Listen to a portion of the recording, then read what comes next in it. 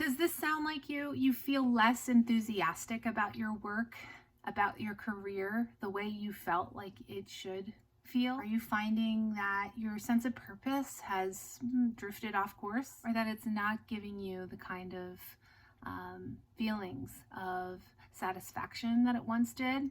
You may be feeling burned out. It is a condition that is associated with feeling depersonalized, or not feeling like your work is feeding you in a way that it once did. I'm Allie Kochert. I own Rooted Growth Counseling. I am a psychotherapist and counselor, a consultant, and a spiritual director. I help people who are in the helping and healing professions reclaim their life, gain back their sense of power and purpose. Burnout is a systemic issue, so it's related to the system in which you work. So if you're feeling like your career, your work is not providing you with the supports, sometimes just physical, practical things that you need to do your job in a efficiently and well, then it can really contribute to burnout. Today I'm going to walk you through 3 ways to help maintain your resilience and be able to bounce back in ways that you have been challenged to recently. So tip number 1, build relationships.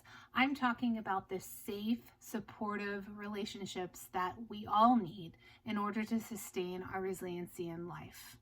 This can include people in your job, so colleagues who you feel safe going to about your concerns, as well as having friendships outside of the field.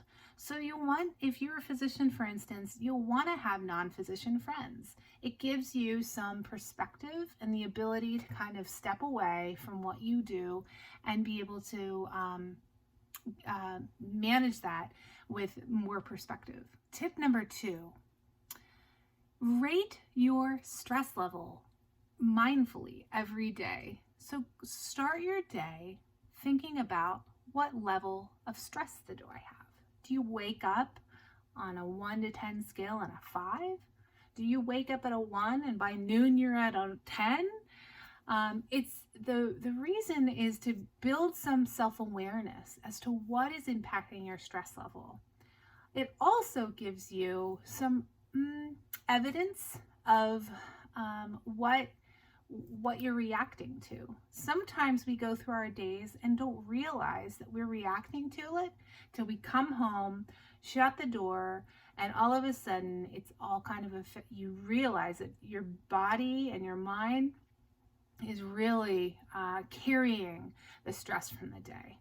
What you want to do is be aware of how that stress is affecting during the day, so you can intervene during the day, so that when you come home and step away from your job, you're able to center yourself and not have so much carried through the day onto your shoulders.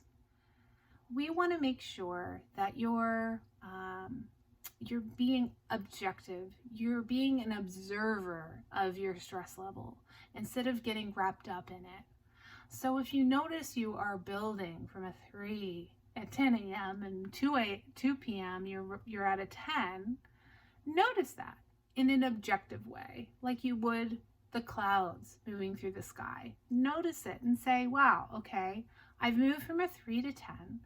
It seems like a 10 is too high for me. So how can I bring this down to a level that I feel comfortable at?